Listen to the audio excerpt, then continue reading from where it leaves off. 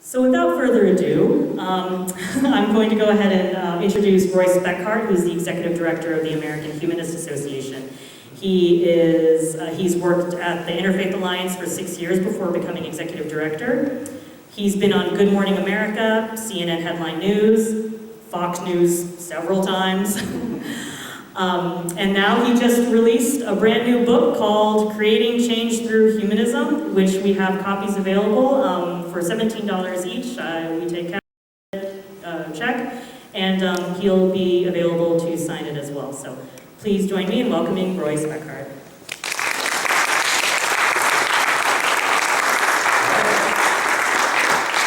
Well, so who wants humanism to grow?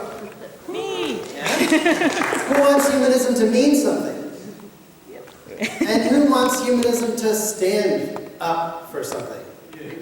Yes, yes. Well, me too. And that is why I wrote this book. With the intent to better communicate humanism, what it means, what it stands for, and through that to help it grow. Well, to give you a quick overview of what's in there in this book, let me just say a couple things. It begins with what humanism is and isn't, and we're going to talk about that in some more detail.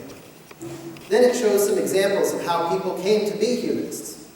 One of those examples is Dr. Tony Pinn, who Vic mentioned in the introduction, will be speaking here shortly, in a couple weeks, I guess. And Dr. Pinn grew up in a relatively fundamentalist home in Buffalo, New York, and school and religious environment to the point where he was a child minister by the age of 12 and speaking in tongues and the works. But for him, the transition to being a humanist, a non-theist, wasn't a bright light moment where he said, oh, I don't believe all that. It was a real gradual process where he, through education, through experiencing the world, through moving to New York City and seeing what was to experience there, he gradually realized that what he had come to believe early on, he didn't believe anymore, more and more, until he finally decided he didn't believe in God some point during his time at Harvard Divinity School. And from there, he moved on to some great things. But I wonder, how many folks here maybe come from more fundamentalist or evangelical backgrounds? Yeah? Quite a few, yeah. And anybody come from non-theist or secular backgrounds, maybe even grandparents too? Secular grandparents? Secular great-grandparents? Wow, a couple of, wow, that's great. Well, anyway, I then discuss a bit in the book about giving the tools that we need for political and cultural impact as humanists. And I also provide a glimpse of the world that we could possibly achieve if we achieve our vision as humanists. Well, let's get into the thick of things. In the start, I have a forward from Rebecca Neuberger Goldstein. Dr. Goldstein is a Harvard professor and author of several books, and so she's very much immersed in our movement, we might think. But she leads her introduction saying, until quite recently, I was unaware of the existence of the secular humanist community, organized around the values of rationality, free inquiry, and the right that each of us has to flourish in this life, which is the only life any of us will ever get. Well, sadly, we know that this is so often true. People don't know that we're here, right? Even if they swim in the circles that we expect them to be swimming in. She goes on to say, while I internally severed all ties from the belief system into which I had been born and indoctrinated, I dared not breathe a word of my internal dissent. I shied away from causing any discomfort to those closest to me, fearing that the rejection of their beliefs would be felt as a rejection of them, mutually painful and distancing. Well, sadly, this is also too common in a world where non-believers are shunned. We have to find ways to make our humanist convictions clearer and more inviting. Several years ago, I spoke back in this area, and I asked folks about how long do you think it'll take before we get same-sex marriage equality in all 50 states, including Texas? Well, you know, one or two brave people raised their hand that 10 years from now we might get there. You know, I said, well, what about 20 years? And then, you know, some more raised their hand. What about 50 years? Well, then most people felt we could maybe get it in 50 years. But here we are, several years later, done deal, right? And I think that it gives us the example that change can happen, and does happen quickly, if we work at it. Rebecca Goldstein gives us some of the tools to proceed and overcome the challenges that we now face.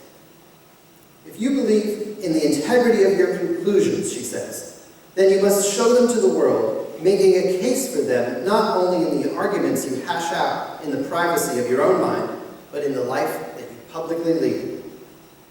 And then she goes on to quote from later in the book, saying, when you no longer need to feign an identity that isn't yours, you'll discover the confidence and ability to say, this is who I am, and speak out on any issue that stirs your heart and mind. By announcing your presence, others will come to you who you didn't previously know shared your non-theism.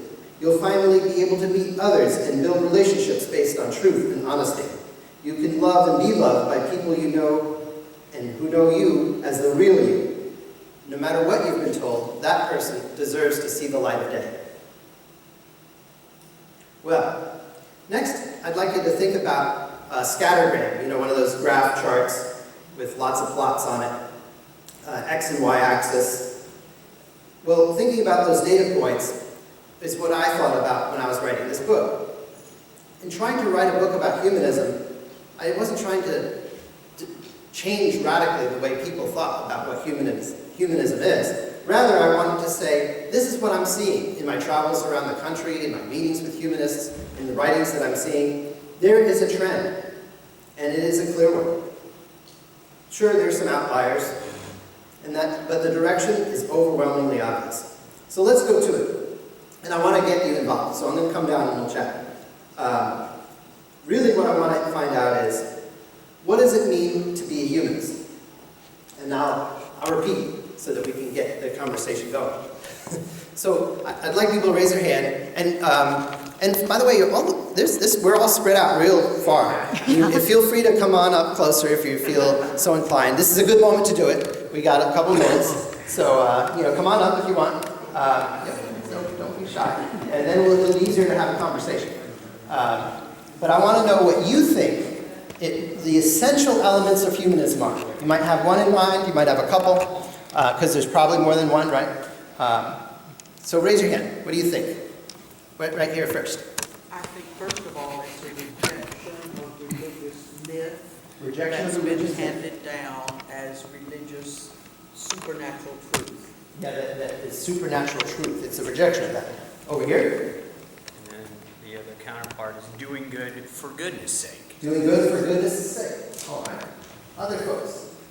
What does it mean to be humans? That's essentials. And we'll get here. Working for the benefit of humans as opposed to God's. Working for the benefit of humans as opposed to God's. In the Constitution, we should be able to speak up against the evils, no matter if it's politically incorrect, Right. if a religion is promoting some sort of horrible, tragedy against mankind. We should speak up for what's right, whether it's politically incorrect or not, whether if it's really harming people, we should get out there and say something about it. And we do, in America, we have the ability to do that. In America, we have that ability, thankfully. Yes? I'm very new to humanism, but what I've really noticed is that even if, we do have a variety just in our, local group, people who are a little bit more religious in the sense that they, are a little bit more religious, what we call religious.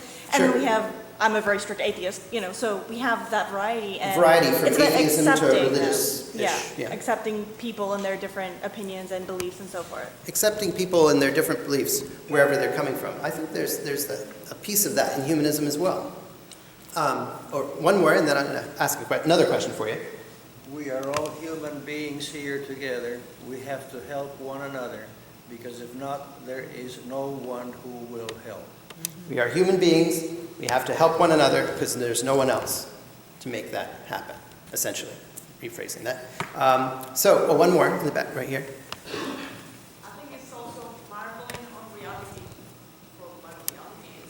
kind of examining reality for what it is. Okay. So I have a question for you. Do you have to be an atheist to be a humanist?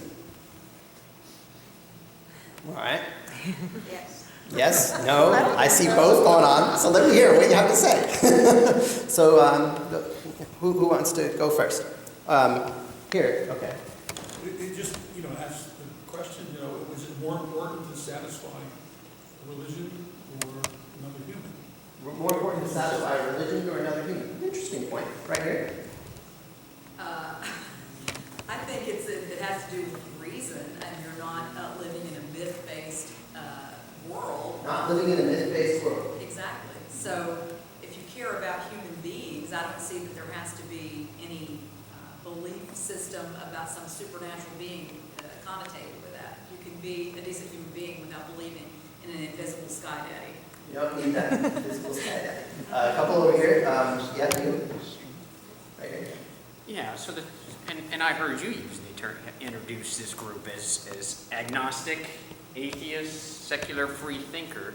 Especially down here in Texas, some words are more palatable than others. And so if we talk agnostic, what is that essential difference between atheist and agnostic? And I'll throw that back at you. And Right. from an HA definition standpoint, Yeah. because as having a girlfriend who is agnostic and does not like me to introduce myself as an atheist, especially to her parents. That's an interesting point. Yes? I've never thought of it this way until just now, but rational compassion towards yourself and others. Rational compassion towards yourself and is a core others. element of humanism. That is a very essential element, I think, of humanism. Definitely. Right here. I don't think you have to be an atheist to be a humanist, but I don't think you can promote organized religion to be a humanist. Don't have to be an atheist to be humanist, but promoting organized religion maybe crosses the line. Yes? I also agree that I don't think that you have to subscribe to being a non-believer but I think you need to believe in the secularism part. So the key with the humanism and be a real open-minded participant in the interfaith dialogues. Because if you truly are a humanist, and if you do come from a religious background, say you are Christian or Muslim, if you're a humanist, but you come from a religious background. you can still value human beings Still and value be able to stand up, even though you're a humanistic Christian. values. Yeah, even if you're a Christian, you could say, you know what, I believe we shouldn't be praying in schools because, even though that could be that person's religion, but they need to understand that other people may not believe in what they believe. So, in order to be a humanist, you have to understand the privilege that comes with being a Christian, and also understanding that you are not superior.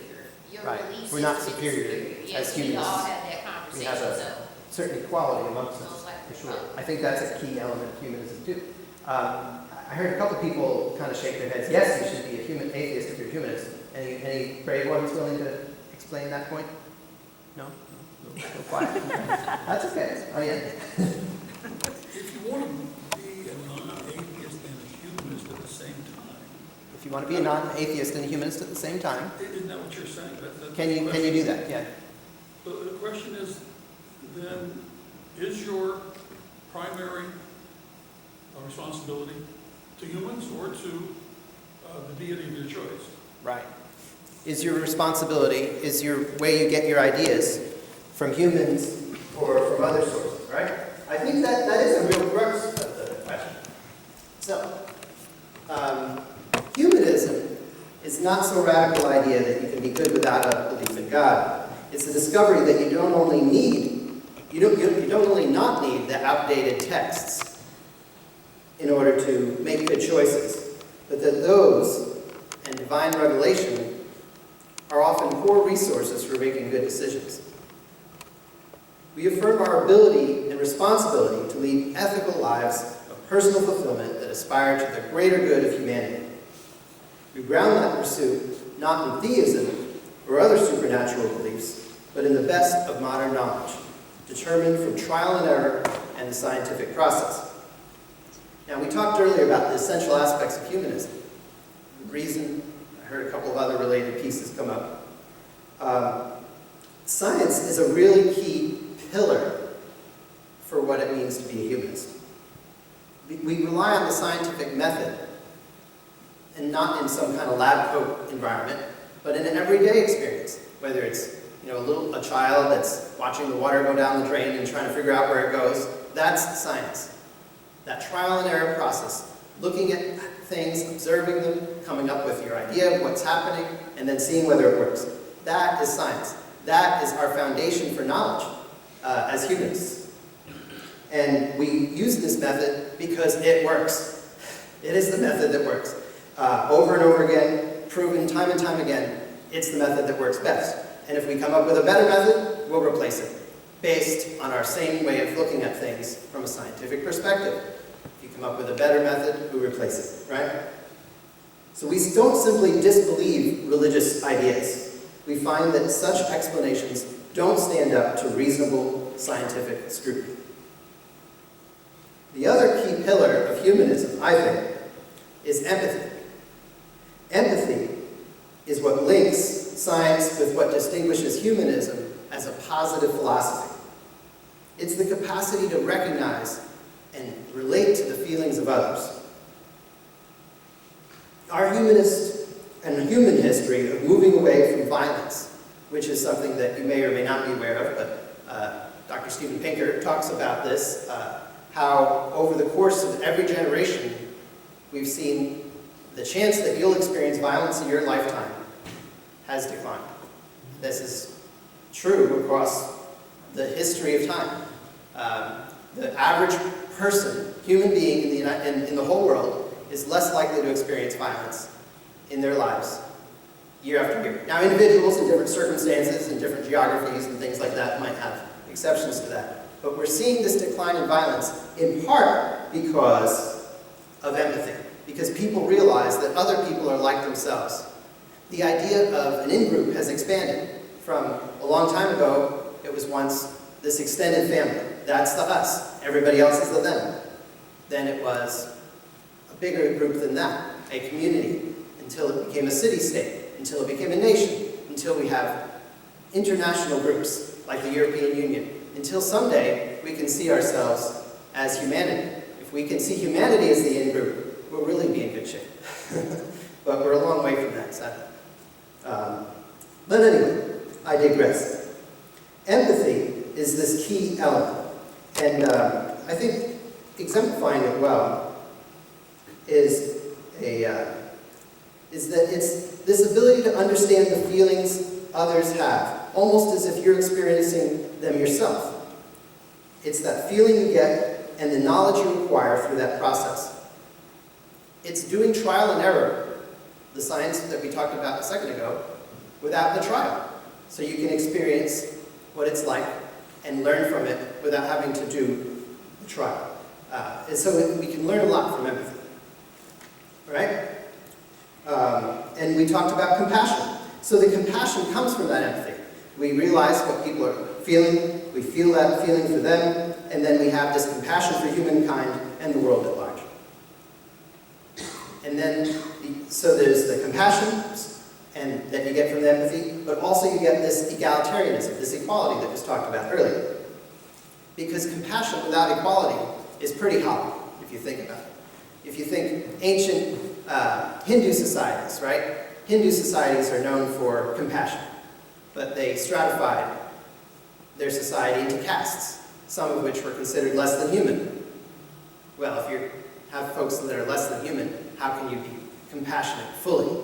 This egalitarianism, the sense that we're all in the same boat together, is critical element. It reminds also another example is, pre-Civil War Christian leaders urging their slave owners to be kind to their slaves.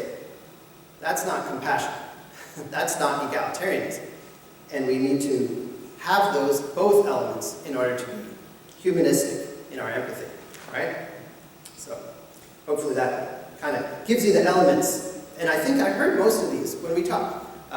People grasp what these elements are, but just kind of bringing them together. The scientific process for coming up with knowledge, empathy, the compassion and egalitarianism that flows from it, that's where we get humanism.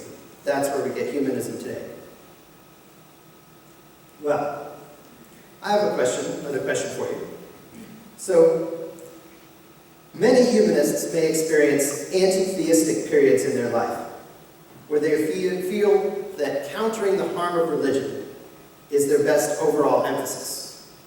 What do you think? Is that okay? Is it okay to criticize religion and spend our emphasis working against that? What do you think? I'd like to hear your ideas. All the way to the back. Depends on the religion. Depends on the religion. Yes? And the person, and, whoever is practicing that. If they're even holding it offensive, the resistance movement. But if they're not, then that's fine. Because I know some people who claim to be at the same time practicing Lutherans and Lutherans. Right. I think that's very insightful. So, it depends on the religion. They can be engaged in offensive activities that are counterproductive to what we think of as humanism, or they might be humanistically engaged in their faith. I think that both possibilities are possible. Repeat what he said for those of us who That was sort of my paraphrase of what he said just now. That idea that there's an offensive aspect of some religion, and also some who can be coinciding with religion in a humanistic way. Yeah. You're next. Oh, you have to. Yeah. I don't think it's a waste of time, because when you think about religion, it's really not the rational part of the mind. So if you're not dealing with the rational part of the mind anyway, you can't possibly convince them of anything. So you should appeal to the rational part of the mind, ignore that. Ignore religious aspects which are not part of the rational mind. Right, because It's wasting time. the child needs, they need to have the God image, they need Santa Claus, they need that stuff, but adults don't. If you're thinking, if you're being rational, you go from that point, use that to push your points. We need to save children from sex trafficking, irregardless of what the religious perspective is. Okay. And that's reason. Using reason. Yes. I think as a kind of a rebuttal regarding the rationality, I was a devout Christian. I consider myself to be a rational person at the time. So I rationally decided that it didn't make sense to be a Christian anymore. So I rationally decided to become a humanist. But I think within that context, I think it's very relevant, for me personally, that as a humanist, I feel obligated to have this conversation against religion. Because I've come to the conclusion that religion is harmful. And as a humanist, I want to have a better world, and I want to remove harmful things. Right. So what my difficulty is in my conversation with Christians, or religious people, is that trying to help them understand that my criticism and disdain for religion doesn't mean that I'm distasteful and harmful to you as a person. Right. And I I think think you hit on a real key point. we have to make sure that that's part of the conversation, that we're critiquing a philosophy, a belief system. Yeah. We're not doing an individual. Yes, I think that critical point raised, so that we're critiquing the philosophy, we're critiquing the religious idea, we're not critiquing the person as an individual. Right. Yes, I think that's a very humanistic point. Yes? Kind of expanding on that a little bit, when you're trying to change somebody's mind, you are never going to do so through a debate. Right. You will never do so through attacking them, or even their beliefs for that matter. The only way to change somebody's mind is through teaching them and understanding them and how they got to where they are, because then you can lead them to hopefully a better place. But that has to come through understanding and accepting what they already believe. You can't attack them. A certain level of understanding and acceptance, and especially respect that we have to have for others if we expect them to listen to what we're saying and actually hear it. Back here? Yeah. I can roll it around.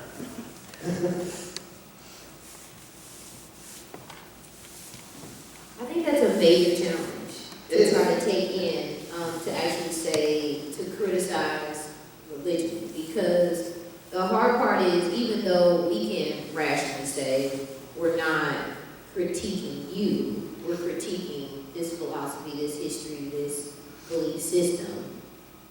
But, I mean, I'm Black, right? So, Black people, I mean, it's part of who we are.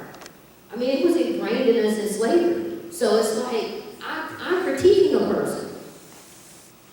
So if I criticize the Christian religion, I'm speaking specifically of Christianity because in the Black culture, that's majority, that's what it is, okay? So It's the majority. that's what, yeah, exactly. In this country. Exactly. So the thing is that critiquing something like the Christian faith, this is how people function.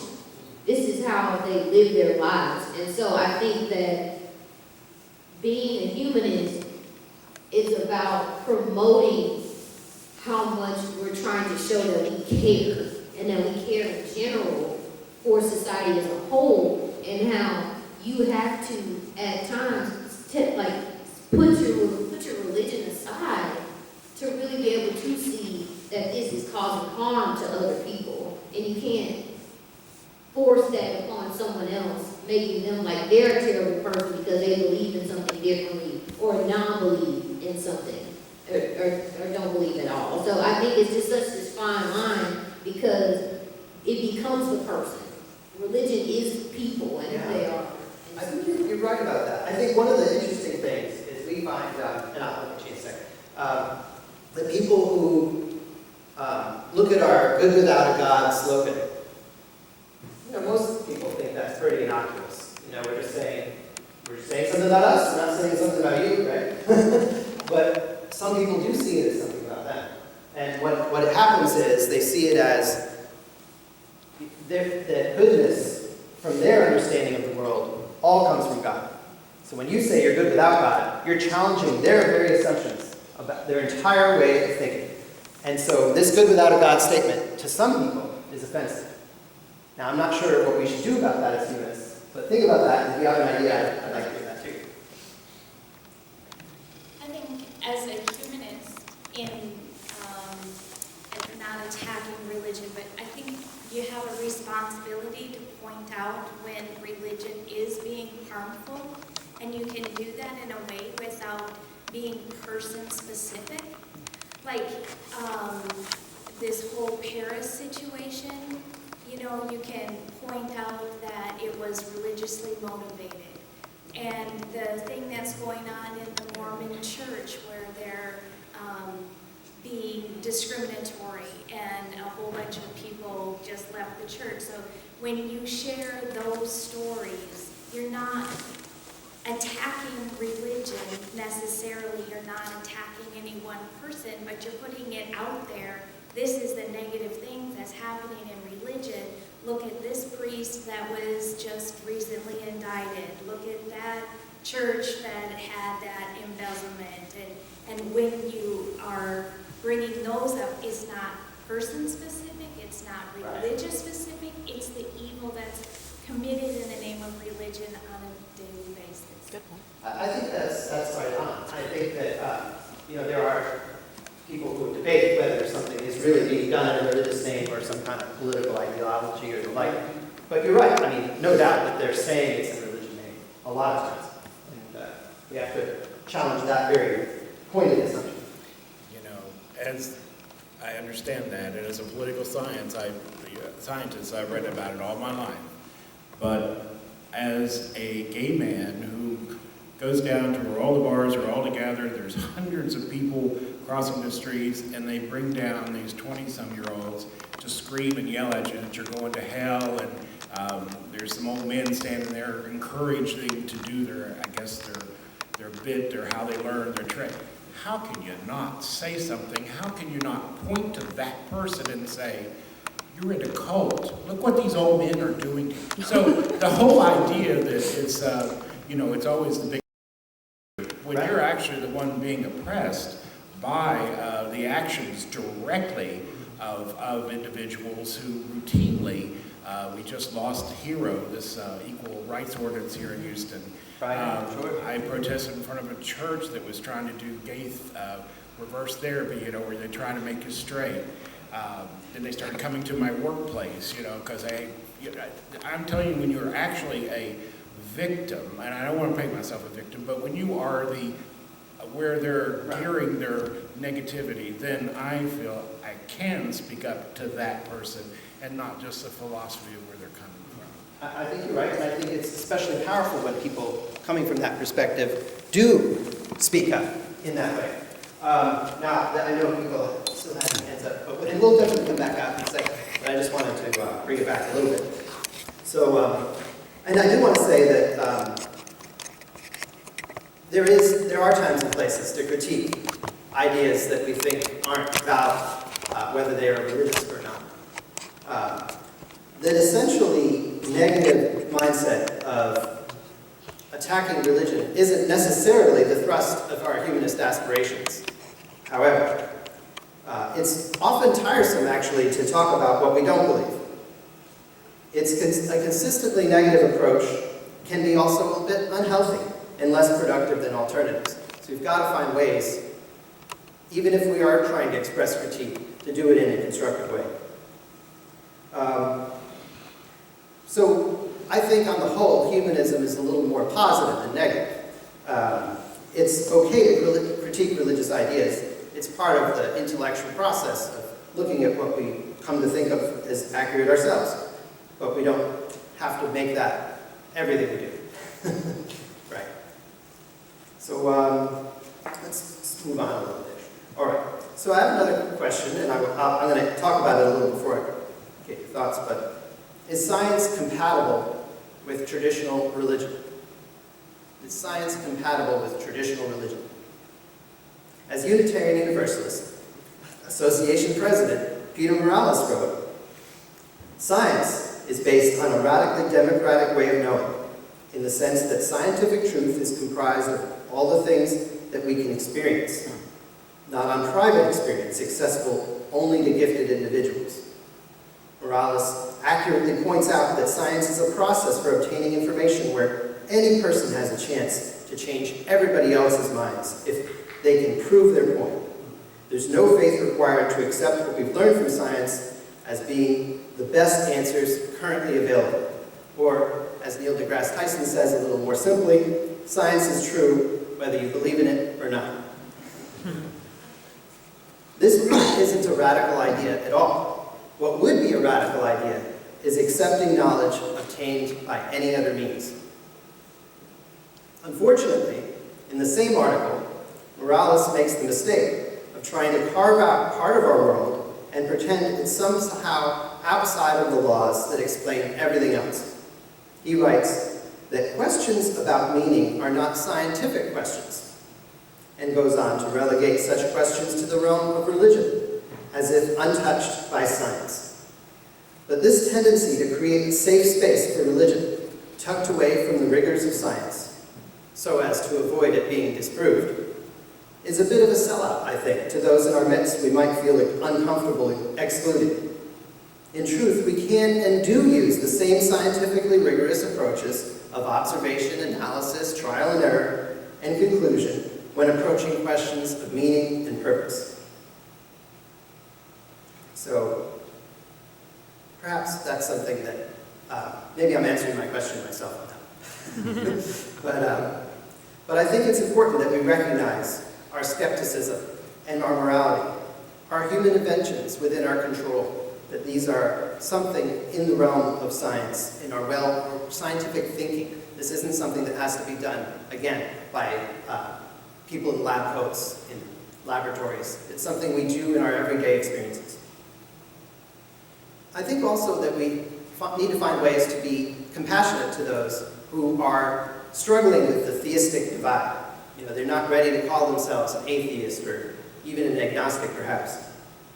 But one of the ways I think that we can get there a little bit is with a little bit of comedy. George Carlin said, "I've begun worshiping the sun for a number of reasons. First of all, unlike some other gods I could mention, I can see the sun. It's there for me every day. The things it brings me are quite apparent all the time. Heat, light, food, and a lovely day. There's no mystery, no one asks me for money, I don't have to dress up, there's no boring pageantry, and interestingly enough, I've found that the prayers that I offer to the sun and the prayers I formerly offered to God are all answered about the same 50-50 rate. Now, you praise Joe Pesci, come on. Yeah, I think that's one about Joe Pesci. No, but that's very good. And I think we should recognize that religion isn't always without harm. I mean, we got some examples of that. Now, people wonder whether the situation in Paris is really about religion or other things, but certainly it could be a factor. Could be a factor in what we're seeing. And prayer can do harm as well. According to a study of therapeutic effects of intercessionary prayer done at Stanford University, not only can prayer does not result in improved mortality rates for cardiac bypass patients that they studied, but those who were aware they were being prayed for were worse, had worse results. Anybody have any ideas? Why would it? And you can just shout out. Why is it that people would suffer more and be less likely to be successful in their cardiac situation if they know they're being prayed for? Because you've turned over your own recovery to faith. You've turned over your recovery to faith. And faith is a belief in something you know not to be true. That is correct. That is what faith is about. Belief in things you know not to be true. Or at least that you don't have proof for it, at the very minimum. Yes? Perhaps the stress of this expectation that if God loves you, he will save you and Right. make your life. Actually, that's very similar to what the people doing the study felt. They felt that it created this pressure to perform. They knew that people were praying for them, and they felt, gosh, I better perform, and that anxiety actually did not help them in the end. So that is what happened. So I think it's something to be aware of. Those who think that they've seen studies out there that say that if you're religious, you're more healthy. If you're religious, you're more successful in life. I encourage you to look closely at those studies. Because without an exception, every study that says that has the same methodological error. They consider religiosity based on how often you attend church. So somebody who attends church a lot is successful, has good feelings about themselves. Somebody who attends church very little doesn't. What are they really comparing? How often you're attending a community group, not how often, how religious you are. So beware of that when you see those studies. And we're finding more good results too. There was just a study that you may have heard about where they found that kids who were raised in secular environments are more generous to their fellow kids. And earlier studies also found that, not surprisingly, that kids that are taught in a secular way are more able to distinguish myth from reality. Right? So we have some good reasons to move in the direction we are. Now, I asked before about whether you have to be an atheist to be humanist. So now I have a tougher question. Do you have to be, can you be truly religious, identify with a traditional faith, and also be a humanist? Right? So I want your ideas. Can you be identified and still be a humanist? Traditional faith, not just non-theistic Buddhism or something like that. I want, the big three. Right? You could pick one thing. I mean, one thing, take care of the poor. Right. So you can act in a humanist way, but would you really be fully a humanist? Not if you got all that stuff going on. Yes, I know I was. Yeah, so when you say humanist, it's our definition of humanist, right? But previously, you had to preface that with secular humanist to distinguish yourself from religious humanist, right? I just do that, but... Well, certainly in the humanist community, we've seen that, and even in the Unitarian Universalist Church, when the first Humanist Manifestos were signed, and the Unitarian Universalists were part of that, and were key in bringing that. Mm-hmm. There within that community, you would see that distinction. So maybe more so on the Unitarian Universalist side of the house, where you might have more individuals individuals that would consider themselves religious humanists, but still are adhering to everything except the absence of the supernatural. You know, there's that, I've seen the term horizontal transcendence without any looking up, versus gaining your inspiration from some vertical transcendence. I think you're onto something with that, although I would say that humanism has definitely evolved since 1933. This is a tradition that uses the same principles as science. So when we find something that we thought was true isn't true, we update our thinking. You know, we've evolved our thinking decade after decade. And what humanism is today is not what it was in 1933. In fact, the American Humanist Association Board of Directors said Humanist Manifesto 1 and 2 are historic documents that don't speak to what humanists are today. There is a third document that you may or may not be aware of, but that was released in 2003, which in my opinion is starting to get dated. Things are changing rapidly. So other thoughts on whether you could be traditionally religious identifying person and also a humanist. We'll go right all the way to that. It's not yet. And then we'll work our way forward. I think that a person who has a religious background can be a humanist if they have a capacity for cognitive dissonance. If you can compartmentalize and recognize that you care about humans as an individual, and also that you care about humans because of your faith, then you can be a humanist. Right. Well, I think that's right. When I think about, the Genome Project director, Francis Cohen, Thomas, right, who I sat with while he watched Religulous for the first time. And he was very disappointed to see how he was portrayed, although I'm not sure how he thought it would be any different.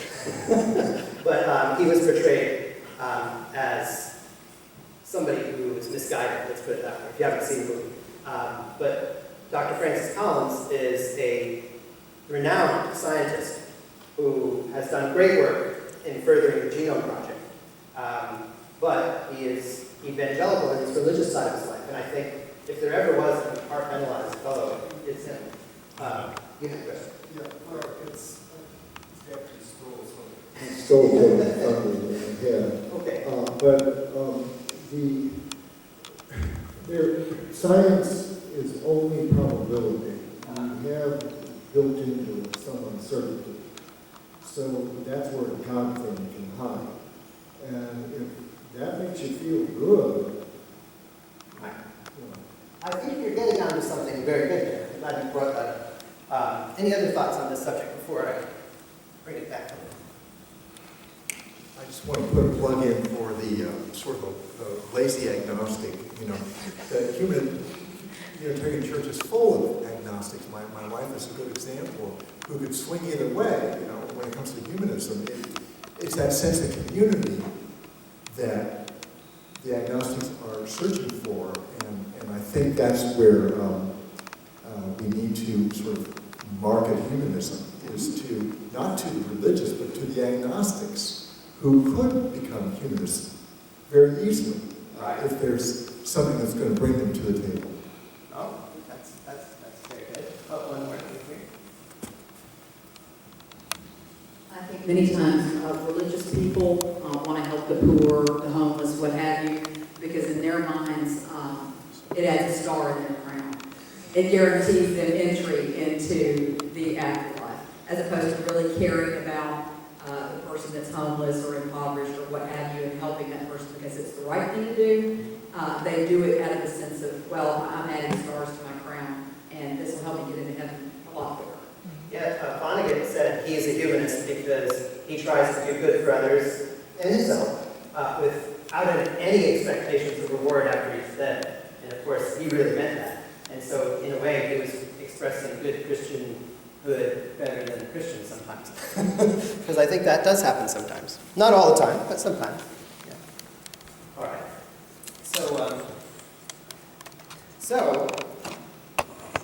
With that in mind, some people, when I ask, where do you think you can find the most humanists in this country? You know, is it the American Humanist Association? I see we got 30,000 members. That's not really that many in the grand scheme of things. Is there some other place where you can find more? Oftentimes, I hear the Unitarian Universalist Church. where some half of them probably are humanists by definition, maybe even by self-identity as well. However, if you know the numbers, there's how many Unitarians in the country? Something like 250, 300,000, right? So that's, we're talking about 150,000 in the UU church that might be humanists, or maybe more, maybe 200, be generous. But there's a lot more in another institution in this country. Anybody guess? No guesses? It's the Catholic Church. In the Catholic Church, there are some 600,000 people who self-identify as Catholic, but when the one and only survey that I'm aware of, the Pew survey that was done in 2009, that wasn't repeated with this question later when they redid the survey, they asked them, okay, you're Catholic, but what do you believe in? Do you believe in God? Do you believe God is there at all?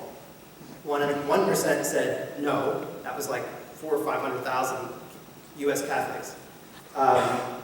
Do you believe God's an impersonal force? 29% of Catholics in the United States said that. So there's a huge community of potential humanists in the Catholic Church. I'm not sure exactly how we're going to reach them, but kind of an interesting thought experiment. So, should we be quiet about our non-theism, or should we find ways to identify in public about our non-theism, about our humanism? But by the way, before I get there, let me just kind of wrap up something that we were talking about earlier. So what I'm hearing from you, for the most part, is that you don't have to be an atheist to be a humanist. That you can identify with a traditional religion and still be a humanist. But there is some boundaries. I mean, I think I got general agreement about the idea of where we get our information from.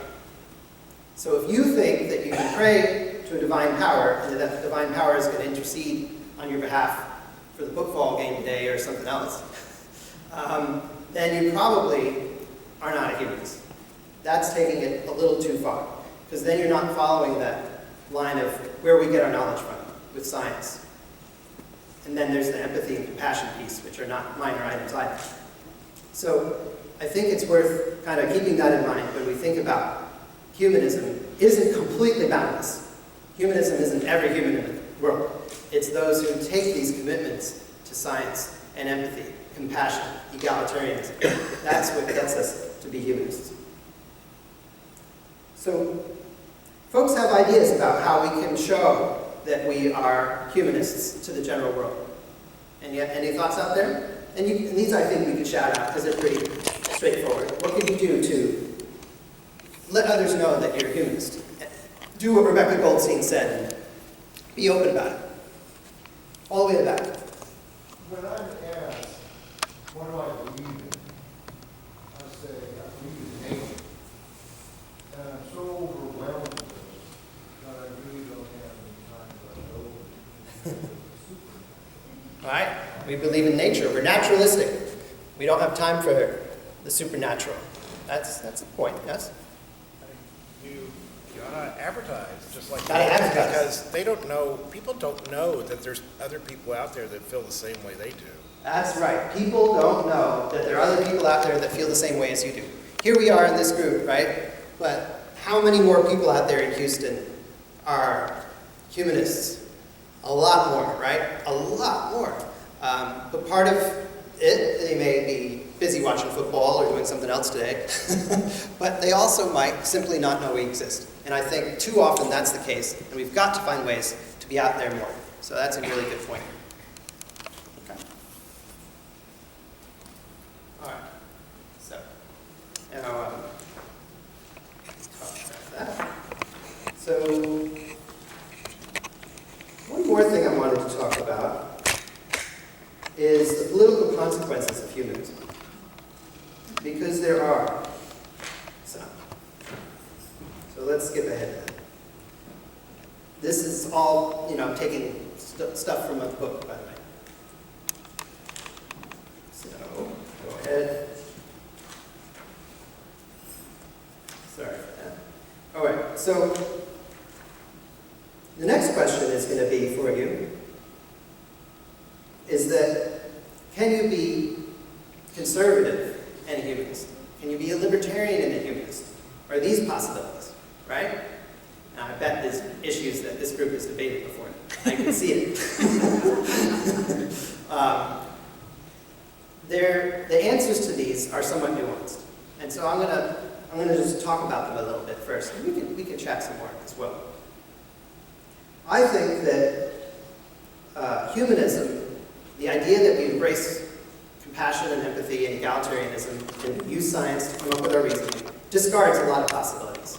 You know, we're not going to be anti-same-sex marriage because of religious ideas when we don't accept religious ideas. It's very simple.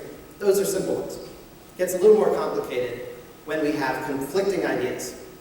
So, is it okay to carry guns, right? I know there's a law that's being talked about in Houston and Texas about open carry. And I think most humanists are supportive of sensible measures to curtail having guns in the hands of people who would otherwise use them for bad things, right? Sensible measures are a balance between the idea of liberty, where you can have those guns and take them everywhere you want and have no one to worry about, you don't have to register them, nothing. That'd be pure liberty, right? And we do have a value of liberty. But we also have a value to try to reduce violence in this world that's unnecessary. How can we do that? And a lot of people feel that reducing the guns out there is part of the way to do that. So that a compromise between those conflicting values gets us to the place that we are. Maybe that compromise isn't one we're comfortable with here in Texas right now, but it's something we can work on as humanists. And that's not the only issue. Can you think of other issues that have conflicting values? I'm getting hard work for you here. All the way to the back. Immigration. Conflicting values. And their conflicting values of trying to be open and supportive of people, no matter who they are, right? This is an egalitarian world where humanity is valued equally for humanists. So why wouldn't we open the doors wide? But there may be some other counterbalancing ideas too. Is that where you're coming from? Yeah, that's a good example. Here? Is access to health care a human right, or is it a bit of merchandise for those who can afford it? Healthcare for those who can afford it, or is it human right? Yeah, these are interesting items. And I think these are issues that humanists can debate, and maybe even come to a conclusion on. We could sit around this room and spend some time, probably would take, and maybe we would come to the decision that it is a basic human right. I think there's a good chance we would. But if we did that, there might be some folks who disagreed. Would that make that position incorrect? Not necessarily. Would we want to leave this? This is a decision for now, but it's not a decision for all time. We might revise it when we learn something new. All the way over here. You seem to have gotten on to some topics that are pretty normally considered to be political. Aren't we jeopardizing our 501c3? No, no worries about that. Any 501c3 can discuss political topics without jeopardizing their 501c3. Political topics like the ones we're talking about that are issues. That's not a violation of 501c3. What would be is if I said, I think you should vote for so-and-so, not so-and-so, for this next upcoming election. That would be a violation of our 501c3. Just to be clear, a lot of people don't realize that 501c3s can even lobby and send a lobbyist to work on the issues that they care about, as long as it's a certain minimal portion of their overall budget. So if you're spending, say, 5%, you're definitely okay, and then if you file certain paperwork, you can go up to 20% of your expenses on lobbying. And certainly you can talk about it. Nothing's going to slow you down from that. Now some people, and I'll get you 2 questions in a second, or additions, but some people think we shouldn't talk about politics because it might be divisive. Heck, we're a small enough community as it is. What if we talk about politics and someone leaves because of it, right? Then we've reduced our small numbers to even smaller numbers. But what I've found is that if you don't talk about politics, people are going to not be engaged because the political issues are the ones that are the bread and butter of what our lives are all about. And if we talk about those issues, we're going to attract more people than we send away. All right, over here. Yes, you and then back there. Yeah. Me? You first and then. Okay. What I'd like to know is how can anyone who calls him or herself a humanist, which we've already determined what the definition loosely of that is in this room at least, how can any person who calls him or herself a humanist support any candidate for public office, congressperson, someone running for president, somebody running for dog catcher, that would advocate killing other people in other countries for whatever reason? How could you possibly say that you're a humanist and then turn a blind eye to that, or rationalize why that happens? Yeah, I think it's a good question. It's one that we could spend some time answering. I think, really this may or may not be where you're headed, but it could be whether there can be a just war, right? Now, I think that our board and many humanists continue to struggle with this question of, can we engage in a just war? Is it even possible? What I've heard, just the survey of answers for you, is that in theory, yes, but there's never had one, or there's maybe been one or two in the history of humankind. So there's not been, mostly wars aren't just, and they shouldn't happen, and we should find ways to avoid them, is the conclusion. And yeah, they could theoretically be a just one where it's all about defending somebody, but those don't happen too often. Debbie? There have been interesting recent discussions about free speech on college campuses. That's a place where humanists often disagree. Yeah, I think that's right. College campuses are, if you may or may not be aware, there's some legal standards for free speech in the general public are a little bit different on college campuses according to legal precedent. And they are allowing for some really fascinating conversations. And I think that's something that humanists need to be engaged in. Yeah, definitely. Right here. Women's reproductive rights. Reproductive rights. I think that there is an argument there. I mean, we survey our members and 98.7% of our members are pro-choice. That doesn't mean that if you're pro-life you can't be a humanist, but it makes you wonder, why is it that I'm in this really tiny minority on this issue? And maybe it's worth some introspection. Carl Sagan and his wife Anne Druyan, who were both humanist awardees over the years, took different positions on this subject. Carl was slightly pro-life, and Anne Druyan was slightly pro-choice, if I recall.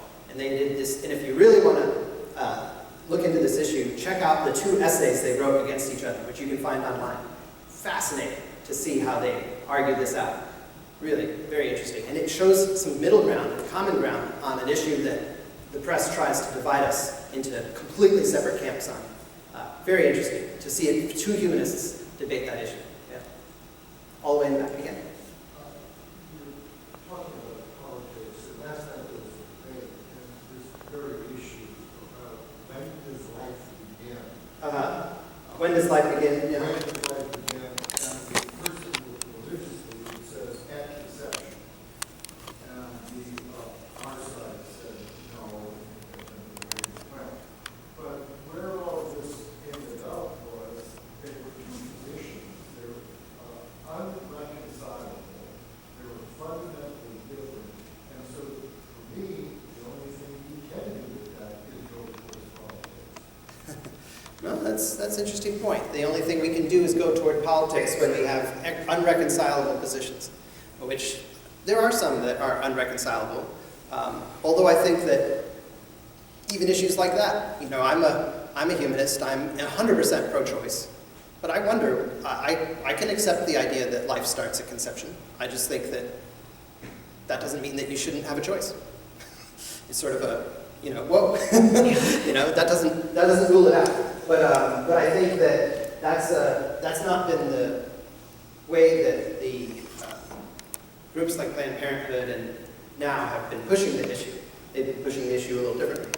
But I think that, honest analysis of what life is it independent life? Can it live on its own? Those are some questions. And the viability issue changes all the time with modern technology. So there's a lot of interesting things when you look at that. One topic, even.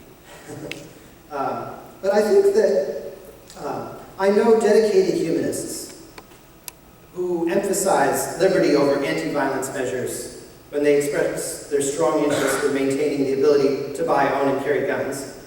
But again, like I said earlier, they tend not to be extreme in their view or willing to accept waiting periods for gun purchases, mandatory registrations, things like that. I know those who see humanists who believe that the freedom to die can be precarious in its application, possibly endangering those who are going through a mentally difficult time or exposing infirm people to the risk of manipulation. But such individuals tend to see their position in moderation, agreeing often with Oregon's Death with Dignity law that includes safeguards confining use to terminally ill patients with doctor-certified control of their mental capacities. There's a way that we can find those middle grounds if we think about it from a rational and humanistic perspective, ways that we can reduce suffering and make lives better for people. So I think that that's the core, really, where it comes down to. We do want to make lives better for people. So, I'm conscious about time, but I think perhaps I'll wrap up my formal presentation, and then if you have some additional questions, we can chat some further. So, in conclusion, I know most of you care deeply about some of the issues we're talking about regarding choice, education, and the environment, and a myriad of other causes. But you made the choice to be here. Humanism is what unites us. Let's envision a world of mutual care and concern, where the life stance of humanism is known and respected, and where people take responsibility for the world in which they live. Let's emphasize that humanism like never before, and create the change that we want to see. Thank you.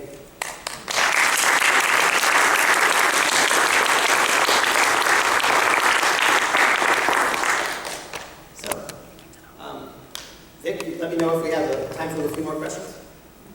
Yeah? Okay. We'll start on this side, because I think we had a new hand here. Yeah. Oh, and I should bring the mic, shouldn't I?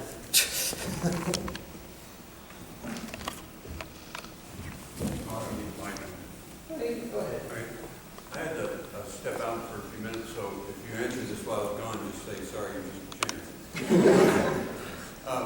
I'm assuming that humanists, if you take 1,000 of them, a large percentage will be atheists and there will be some agnostics. Would you take a guess at what the percentage would be? Would it be Sure. 50-50 or 95? We've surveyed our members a couple times on this.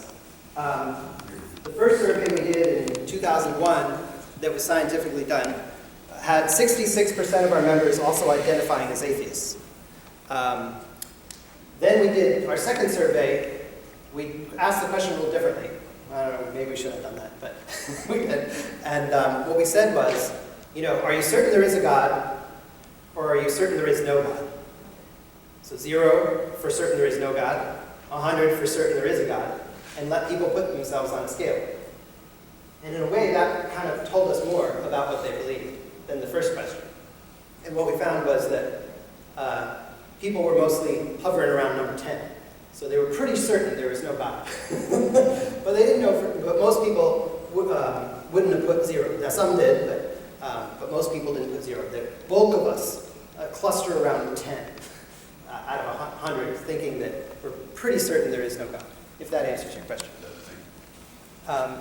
Here? Oh, you got the mic? Yeah, go for it. Just press that to microphone. He paid for that microphone. The opening speaker indicated that atheism is a religion.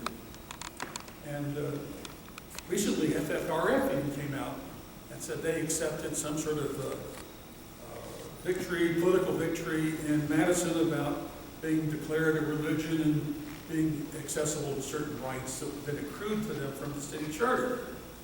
Now, Wikipedia says atheism is definitely not a religion. And furthermore, at least recently, 4 years ago, FFRF said atheism is not a religion. Are we going through some sort of transition from the leading atheist organizations, or what's your take on that? I think that's a good question. I think that atheism, the question is atheism and or humanism a religion or not? The answer for us is the American Humanist Association defines humanism. We are a minority in this country, numerically, and we're not in a position to define words for the majority. We can try to define the one that we self-identify with to the majority. And how many people think we've got the whole of the U.S. thinking what humanism is what we mean it is to be?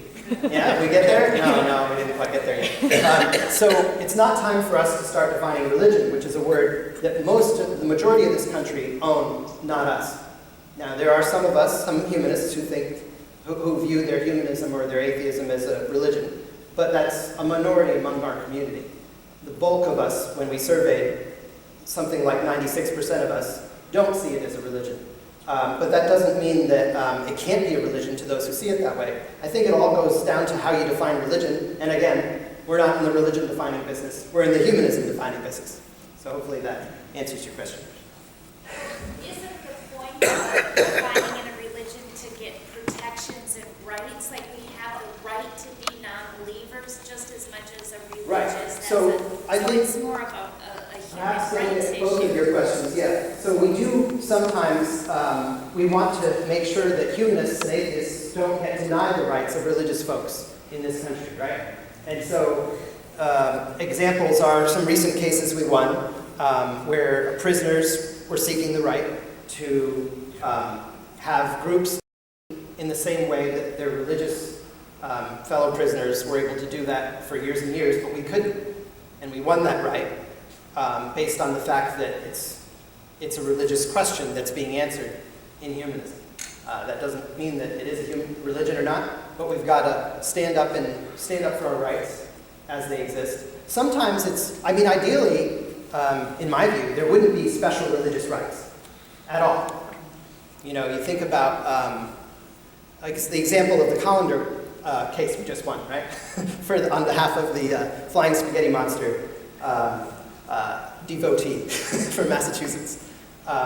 Ideally, if you can have thousands of people wear a hat while they get their driver's license and have a special religious exemption for that, then maybe the rule that you can't wear a hat is the problem. And you should just get rid of that rule. If you can make thousands of exceptions to the rule isn't needed. And you should just get rid of the rule, in my view. Now, it's a little hard to do that sometimes, but ideally, that's what we'd go for. In cases where that doesn't seem practical, such as chaplains in the military, for instance. We have a huge chaplain corps in the military that provide a lot of good to our service members. It'd be great if there were humanist chaplains in the military too, or if the government would just accept the fact that we could have psychological counselors in the military who military service people can go to and not have it on their record, and they can have this experience and this comfort that they need. That'd be wonderful. We're not going to get that anytime in the next few decades. So for now, let's get humanist chaplains in the military. It's this question of, if we can't beat them, join them? Most of the time, we don't want to do that, but there are some exceptions, yeah. In my view, at least. All the way in the back. I meant to ask this earlier, but I didn't get a chance. I'm not sure where I stand. Ever since I saw Mitch Hedberg, I started thinking, gosh. That's what I feel like. You'll have to give me a little background. Also attempted humor. All right, we'll go here. So we hit on this sense of community. What is the AHA doing to build on that? And, I've read Epstein and Zuckerman both talk about their vision for these secular communities within cities and such. Similar to what some of these Unitarian Universalist fellowships, what started out as fellowships for a lot, sprung up with an emphasis on reason and empathy and compassion. where is the association at in that regard? And as we see this Oasis, do they call themselves a church? Oasis? Sort of, kind of. Sort of, kind of, which is an I don't know if you're familiar Oh, yeah, with she's that, an with Oasis, Oasis, right. how they're springing up, and where is this synergy there? It just seems, Yeah, no, it sure seems like that- that's a humanist group over there, I'm not sure. You know, there are 8,000 Mormon churches, yet the Mormons are 8% of America. You've seen the statistics. There's 22.8% of America are not affiliated with any faith. That doesn't mean that they're humanists or atheists necessarily, but still, probably more than 8% are at least in our camp. So that means we should have 8,000 robust communities around the country. How many do you think we've got? Can I ask a real quick Yeah. follow-up question to this, and that's the 180 chapters, local chapters and groups. How many of those roughly do you know have their own building? Right. Yeah, just a couple. Literally 2 or 3 of our chapters have their own building. Very few are as robust as this community, which has such a variety of activities that I learned about. Although I knew you were doing some of them, I learned more about them when Vic did his great presentation yesterday, I guess.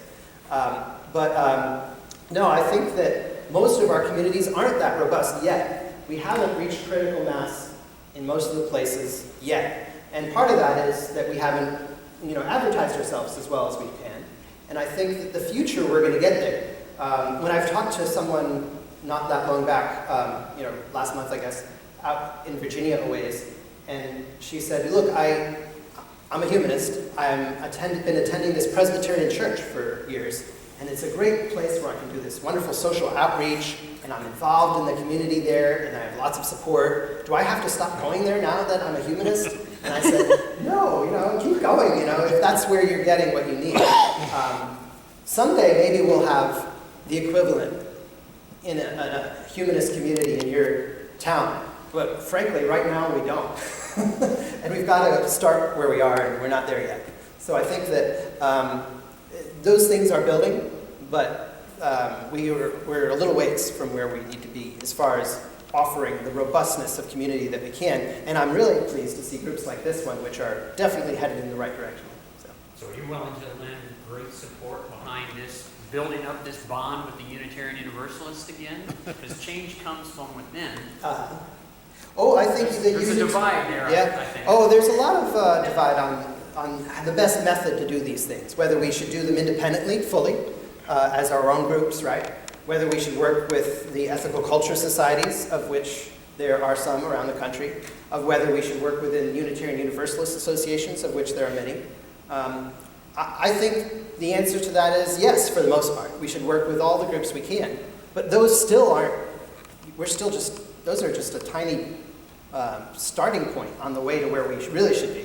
Because there aren't enough UU churches and ethical culture societies and AHA chapters and everything else combined to be anywhere near reaching the needs of the community that are out there all across the country. We've got a long way to go, and we've got to work at it. So, yeah, definitely. Yes. Yes?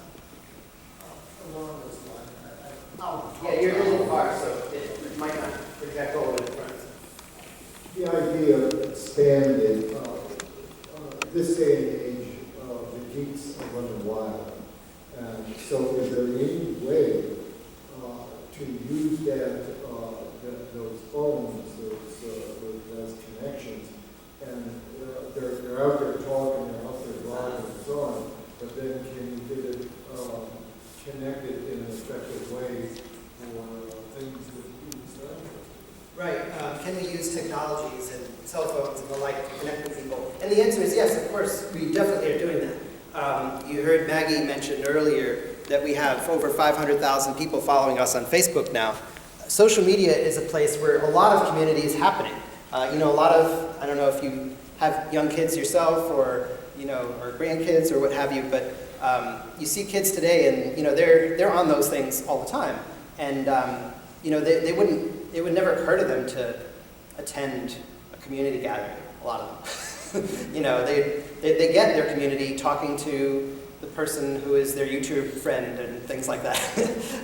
But then they interact a lot. And we use social media in the same way, so that and in some ways it's more rich than it ever was. So it used to be, in the decades prior to this recent one, that the bulk of the way we reached out to people was through our Humanist magazine and the Free Mind newsletter and our conferences that occurred once a year. And people would have a chance for some deep interaction every month or 2 months at the best, right? And a chance at interaction, because not everybody's going to interact with a magazine in a two-way way. But with social media, we're getting thousands of people interacting every day, nearly every hour of every day. So it's a lot of interaction and a lot of depth, and community is being built in ways that we hadn't thought about it before. Yeah. If there's, 500,000 on Facebook, do we humanists of the central organization, do we put in seeds in there? That is somebody that is a humanist says, okay, it's been nice talking now, let's do this or let's do that, or some kind of whatever it is organization. How can we bring those virtual communities into the reality of every day? I mean, I think that's a conundrum that a lot of organizations are struggling to find out the best way to do. Move On, Black Lives Matter, many of these groups that have a lot of significant social media presence are finding ways to make those presences in real everyday situations. And we have to participate in that, absolutely. And I think this group has already done some participation in those types of activities, and we should do more, and we should be engaged, and it's going to help grow our movement in the ways we've never seen before. Actually, I was going to mention, quite often we highlight a lot of what local groups do on Facebook, and oftentimes the first comments are, I live in Houston, I didn't know about this group. Here's the link, Humanists of Houston, attend the next meeting. So it's information how to get involved here. Right, so it's a good opportunity, if there's something that your group is doing that you'd love to highlight, we are always looking to highlight the good work of our local groups. Just send us a note and we'd be happy to share it, and that's a great way to get folks who have liked us on Facebook but just didn't know that there was a group in the local area. All right, well, thank you so much. I feel like this has been a great opportunity to chat. I'm not going to walk away right away. I'll still be around to talk. And I'm signing books, right? So I'm going to go in the back, and they're $17, and if you want to buy a book, you can, and I'll sign them. Thank you.